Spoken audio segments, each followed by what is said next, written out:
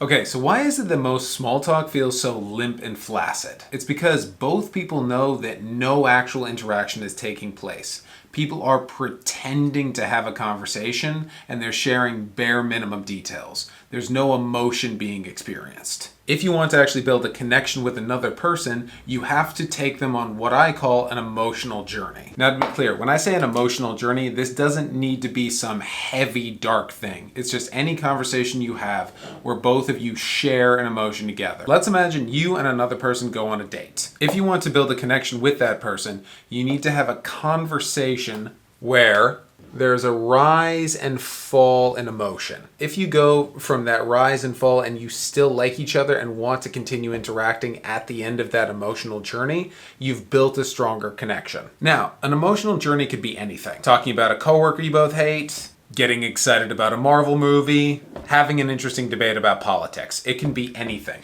Just as long as you've had that arc and you both continue wanting to spend time with each other at the end of that journey, you've built a stronger connection. It even works with fighting. With most of my closest friends, I've had arguments, and because we've had those fights and still wanted to be friends, our relationship got deeper. The next question is, how do you choose conversation topics that lead to these emotional journeys?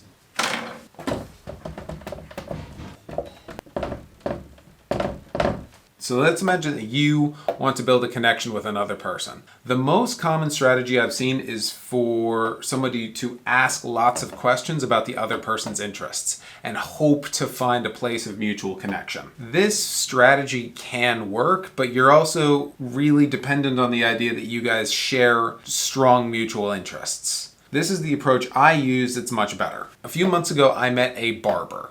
Now, I don't care about being a barber. I don't care about haircuts. I don't care about being stylish, as you can tell. So just asking him directly about his work wouldn't have been very interesting to me, which means that an emotional journey wouldn't take place for me. It would just be about him, which means a connection, maybe he would feel a connection, but I wouldn't. So here's what I did instead. I don't care about being a barber, but I'm very interested in conflict and resolving issues with other people. That's my main work.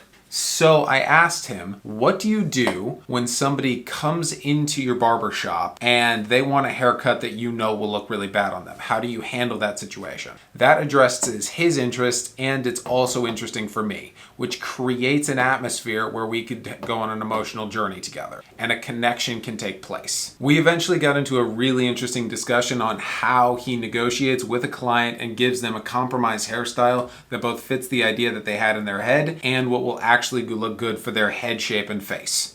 So, whenever you want to actually engage somebody in a conversation, a much better tactic is to ask them a few basic questions about their hobbies, interests, or career, and then find something within that that is interesting to you. It makes for much more unique and unexpected conversations. Now, here's the third thing if you want to keep an emotional journey going so you actually build a connection with another person. So this is a really common mistake I see people make when they're trying to have a conversation with somebody else. For example, let's say I meet somebody who's really interested in Star Wars. And the first question I ask is, so you really like Star Wars? That's really cool. What do you think of the Jedi? And they tell me, oh man, I really like the Jedi. They're really interesting because da da da da da.